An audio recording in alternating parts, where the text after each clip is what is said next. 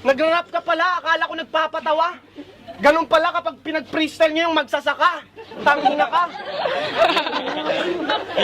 Kung ako sa'yo, umuwi ka na lang, baka hinahanap ka na. Pag eto kalaban, nakakatamad talaga. Para akong nakipag-basketball sa player na isa lang yung paa. Sir Mike Swift, Sir Mike Swift, Sir Mike Swift. Sang lupalop ba ng Pasig nyo nahanap tong rapper na amoy garlic?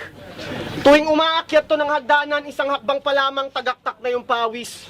Sa sobra netong takaw, parang chichiryang tagpipiso lang sa kanya yung malaking martis. Pag nauuhaw tong si Gago, kaya niyang ubusin sa isang tunggaan yung malaking RC. Nakaka-boring, walang challenge. Akala ko tunay na laban na, ayun pala pang-practice. Dapat pinagsabay nyo na silang tatlo nila Lemmy, pati Harlem, para magkaalaman na kung sino ba talaga nararapat humawak ng title.